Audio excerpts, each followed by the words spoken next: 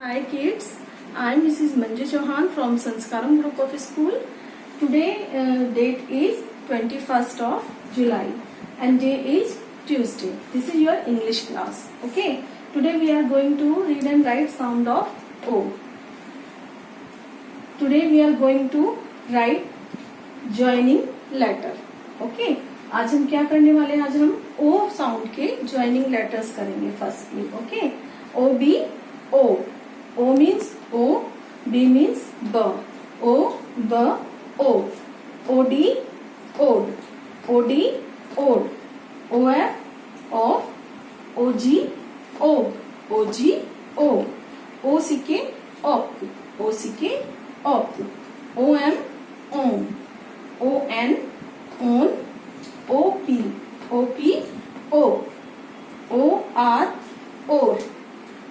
OS, OS, OT, OT. OW, OW. OW, OW. OX, OX. OY, OY. जैसे हम बोलते हैं बॉय तो BOY, boy. OZ, OZ. OZ, OZ. Okay बेटा, you have to do write and learn this work in fair notebook. Okay, and this is your math work. Abstract table. आपको क्या करना है? एब्स्ट्रैक्ट टेबल करनी है.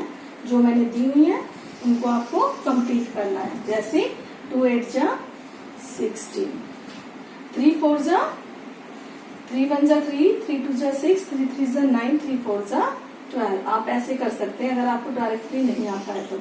Okay. 4 5 जा 20. Okay. You have to do this work in fair notebook. Okay beta, bye. Have a good day.